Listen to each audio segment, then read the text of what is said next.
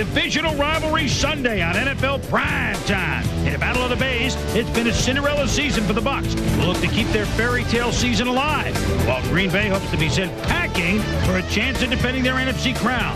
In a first-time ever playoff meeting, the Broncos look to pull out another comeback, while the Chiefs would settle for more last-second heroics. Who will soar into Championship Sunday? NFL Primetime, next.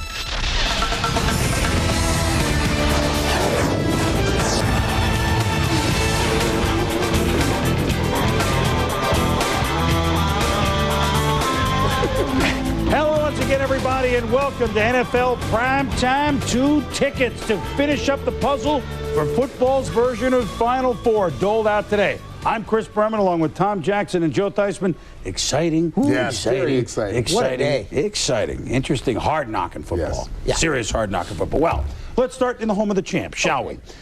Green Bay, Miami, Pittsburgh, San Francisco, Dallas. These are the franchises which have won back-to-back Super Bowls. These Green Bay Packers have a chance to accomplish just that. They started their playoff mission, where they love to play, where they've won 26 straight at home, against the team. If the Packers were America's story last year, this year's story for America were the Tampa Bay Buccaneers. The Bay of Pigs NFC Norris matchup on the frozen tundra of Lambeau Field, where, of course, Tony Dungy figuring, hey, I'll oblige the Packer fans and maybe we can win a cold weather game. Reggie says this is our house. We haven't lost in September of '95 here at home. And, of course, the crowd ready for win number 27 in a row. Early on, Michael Cama, Husted, no hablo. It's blocked by Bob Kapersky. Hank Finkel with the rebound, Tom. Yeah, Kapersky does a great job of going right over the long snapper, Dave Moore, getting a hand up, even as he's falling, right there making a great block of the kick. The Packers take advantage. Second possession, Brett Favre to Chewy Baca. Mark Chmura, 17 yards. Then, look at him buy time to Favre. As Tampa really did a good job rushing him, but Antonio Freeman, boom, hit by Charles Mincy, but it's 26 yards. Then, 3rd and 9, Favre, kind of a wild card receiver, Derek Mays, Joe, from a Golden Dome. This is the first thing they teach at the University of Notre Dame is how to catch the football. Keep your eye on it, keep your eye on it, cradle in it, try and make a play. That sets up a 1st and goal where Favre, rolling right, he loves to throw to Mark Chmura. Touchdown, 3 yards, 7-0, pack. Second quarter, it's always an adventure, at least today, when Michael Husted lines up for a field goal. This time a fake. Steve Walsh, the shovel. We hate this play. Keith McKenzie snuffs it out. Tony Dungy gambling, figuring he needs points. He gambles and loses. Bucs defense holds. Dorsey Levens. Look at Warren Sapp.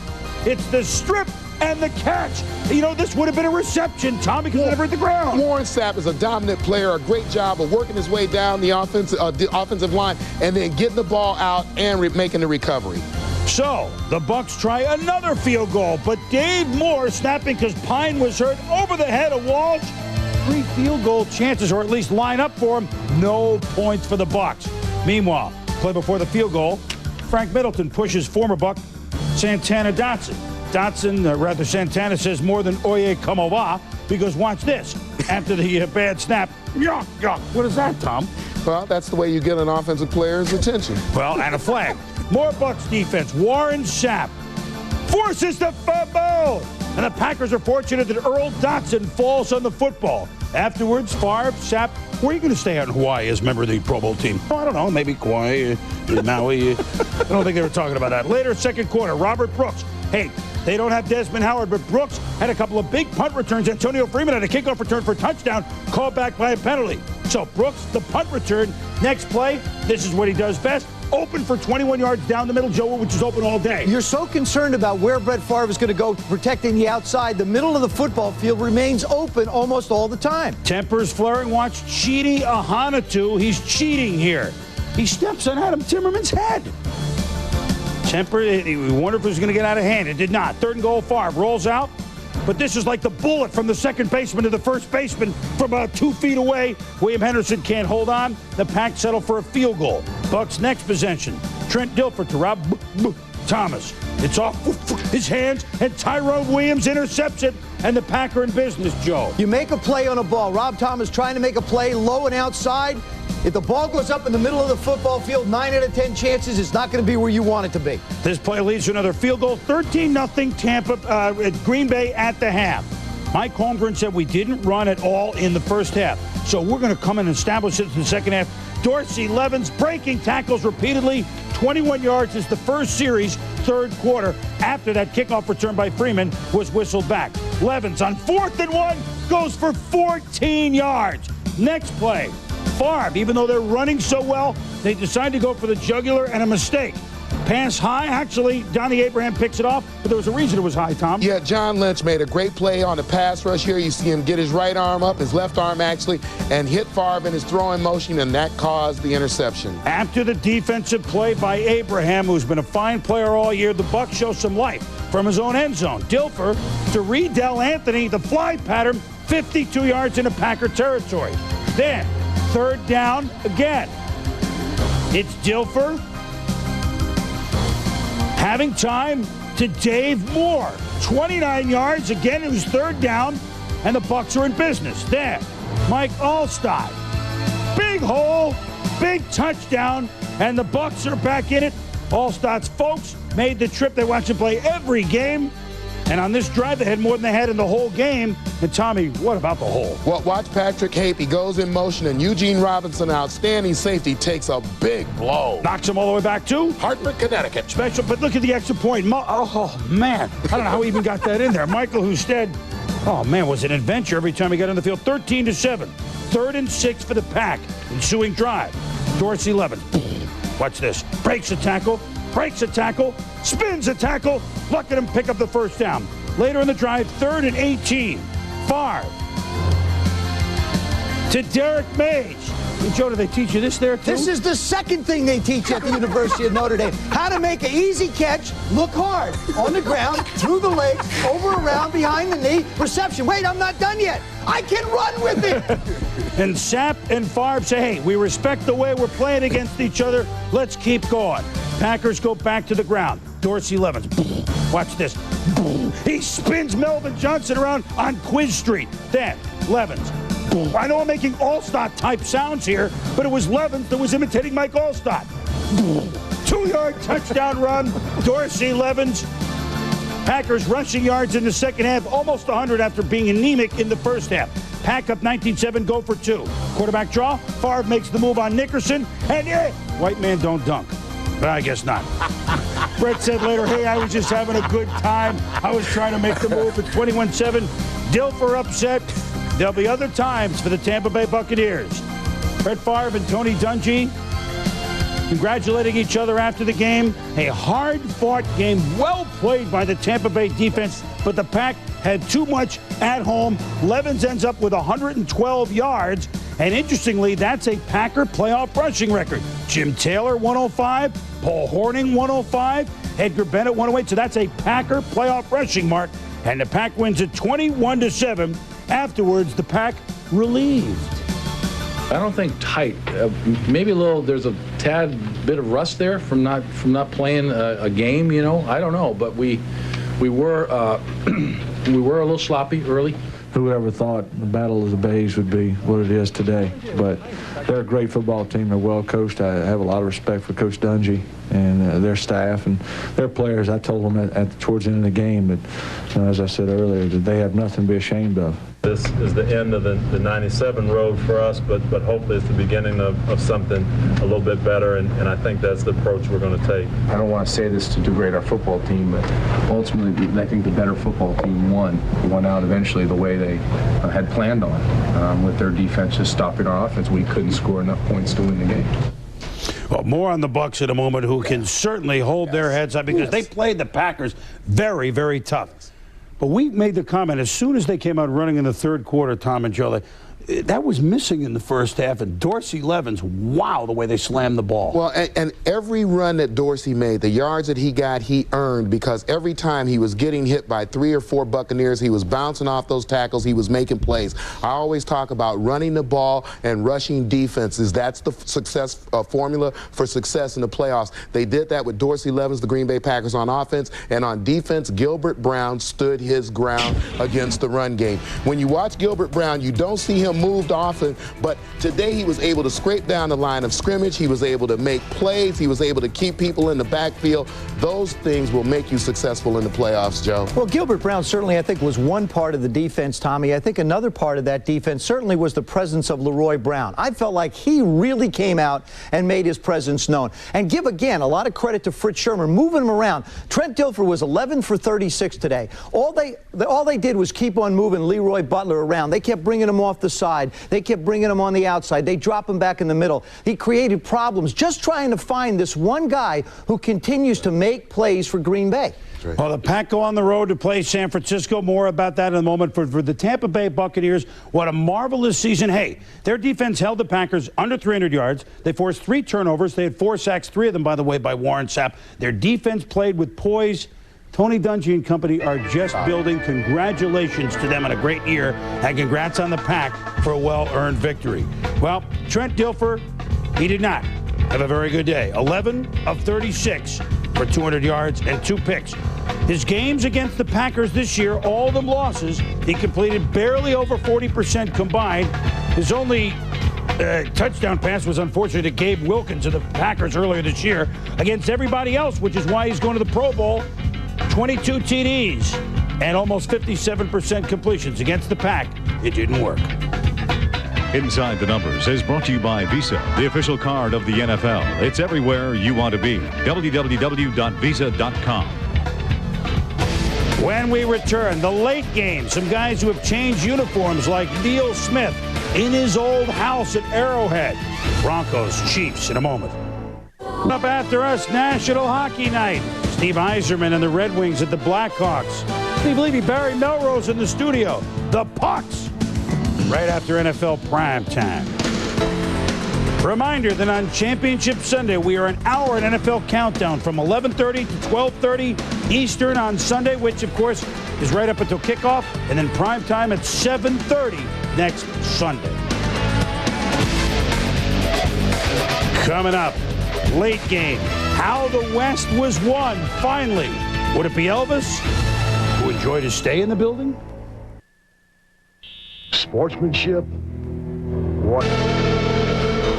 A great rivalry between the Kansas City Chiefs and the Denver Broncos, the 2 AFC West teams not on the West Coast. This year they had the 2 best records in the AFC. Kansas City at 13-3, Denver at 12-4. They had a monstrous game at Arrowhead in the middle of November, won at the end on a 54-yard field goal by Pete Stoyanovich. Who would come out on top? The Chiefs, for the second time in the last 3 years, having home field advantage throughout the playoffs. A head knocker in the heartland. And here we go. For the right to play Pittsburgh, Marty Schottenheimer. Oh, no. No, I know it's a new helmet, but it's the same guy. It's John Elway, who is 13-8 against him lifetime, but he would start Elvis Grbac with Marty. And the Denver lineman saying, hey, get that slippery substance out of here. Kind of. Tough start for Terrell Davis. First, Joe Phillips stuffs him. Then on the next play, the AFC's leading rusher, left side. It's a fumble. But he would recover. The Broncos forced to punt. First Chiefs drive, Elvis Grbac. But he ain't nothing but a hound dog. Alfred Williams, who played a big game, came up with the sack. 3 and out for KC. Broncos next drive. Elway looking deep for Willie Green. Not the color of money, but they want interference on Mark McMillan, Joe. Well, you're not going to get it. I mean, he's by him. He just has to extend himself a little bit. Mighty Mouse really didn't stop him. He just couldn't make the play. Second quarter, more trouble for Grbac. They were afraid to have him throw deep early on. Play action, but Neil Smith doesn't bite, and they used to love this when he did this as a Chief. Don't think they liked it as he came in as a Bronco. Yeah, and here you're going to see Louis Aguilar. He's going to kick the ball, a nice kick down inside the 10-yard line. They do a good job, Bucky Brooks. But you can see right there, it appears that Bucky Brooks was on the line. The refs didn't call it. The Broncos took over inside the 5. So the Broncos had to start on the 1-yard line. The Chiefs get it back in good field position. Pete Stoyanovich. It's good. 34 yards, and the Chiefs lead at 3-0. But not so fast. Holding Greg Minuski, Tom. Yeah, on the right side, Greg Minuski tries to ricochet inside, come back outside, and make the block. Had to grab the shoulder. Was called for holding. So now the 44-yarder, it's up. It is doink. It's off the upright, and the game remains scoreless. Broncos' next possession. The only second miss all year for Stoyo. Here's Davis moving to midfield. Next play, Elway to Dwayne Carswell, backup tight end, down to the 25 and beyond. Marty Schottenheimer said it was a legal procedure, but no, the flag is against the Chiefs. 5 plays later from the 1, TD for TD. Terrell Davis, Broncos on the board, 7-0 B-men. And they salute the fans that made the trip to Kansas City. First rushing TD the Chiefs have allowed at home in 42 quarters. Next Bronco possession, 1st and 10 at the 40.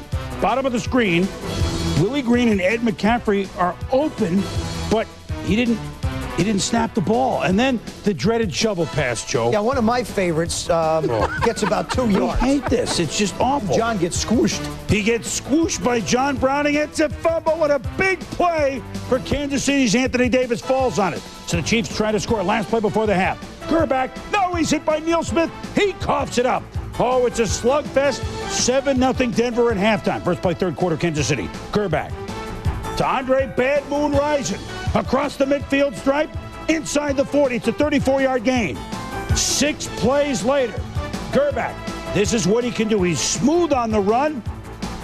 Not quite the runner that Gannon is, but he throws on the move better than Gannon does. Part of Marty's decision. Elvis for Tony Gonzalez. It's ruled not a touchdown, and Marty cannot believe this, Joe. What happens when you take a look at it, Marty says he was pushed out of bounds. Remember, he has to have a chance to come in. I tend to agree. There's a difference between pulling and pushing, but it's still the same. Greg Robinson's thrilled. So they settle for a field goal at 7-3. Terrell Davis on the ground. Look at him break the tackle by Reggie Tongue. He rolls the tongue, and it's 41 yards. Denver in business, but then he's on the sidelines. And Derek LaVille is going to fumble it, Tom. And certainly you can see a hole slightly to the outside. Derek LaVille hits up into the pile. We'll take another look at it. And right there, you're just going to see the ball pop out and nothing but Chiefs around to make the recovery. So Davis on the sidelines, and LaVille fumbles the ball. After a 51-yard bomb to Joe Horn, only his 3rd catch all year, Grbac all day, scrambling. Gonzalez, touchdown. Now, he can dunk. He was a great basketball player at Cal, and the Chiefs lead at 10-7, first time in the afternoon. 4th quarter, 3rd and 5. Elway, short pass to easy Ed McCaffrey. Let him go. He could go all the way. He doesn't, but it's good enough. It's down to the 1. First down stop. 2nd down stop. Davis, 3rd down. Touchdown. Broncos, 14-10. Neil Smith says, oh, thank you. So now, Kansas City coming from behind. Grbac escapes Alfred Williams. What a pretty throw on the run to Andre Rison, 22 yards. Drive stalls. 4th and 6. What are they going to do? They kick a 48-yard field goal? No! It's a fake. Louis Aguiar, not quite Jim Brown, knocked out of bounds. Short of a first down, and the gamble is a backfire. 14-10, we stay. Grbac to Gonzalez. One last chance for the Chief. Under 4 minutes to go. Picks up 11. 4th and 9.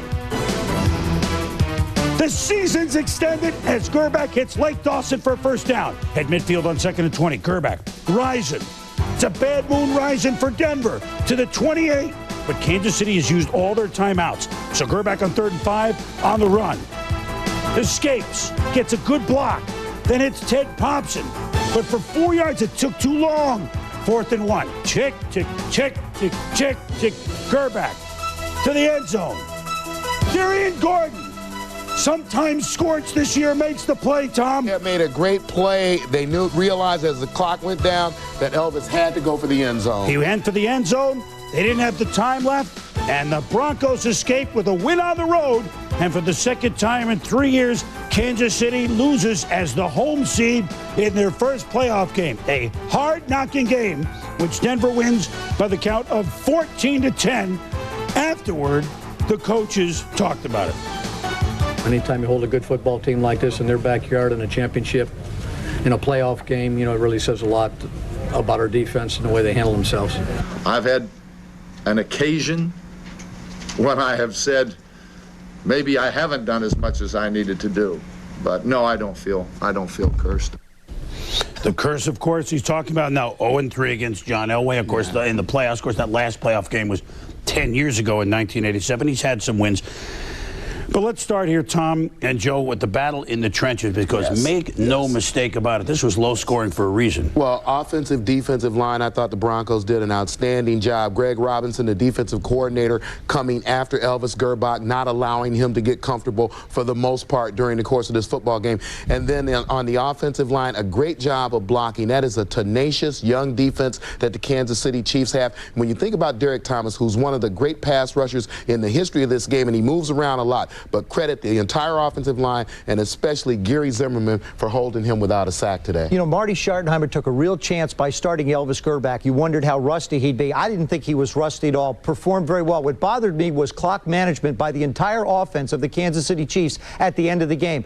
One of those guys has got to get out of bounds sooner or later to save the clock. That was the most disappointing thing to me for the Kansas City Chiefs. They couldn't manage the clock when they had to. Had no timeouts left either. Well, they burned, what, two of them early in the third quarter. Right. Yes. And I know, hey, look, you could second guess, and we don't mean to be the intelligent ones here, but I know Marty will not sleep. He'll probably think, boy, maybe I should have kicked that 48-yarder, then maybe going for the win, but you never know. Clock always feels like it's going faster in a playoff game. So Denver now shuffling off to Pittsburgh, and it's like 2 years ago. Pittsburgh at the early game on Saturday as the number 2 seed, they won.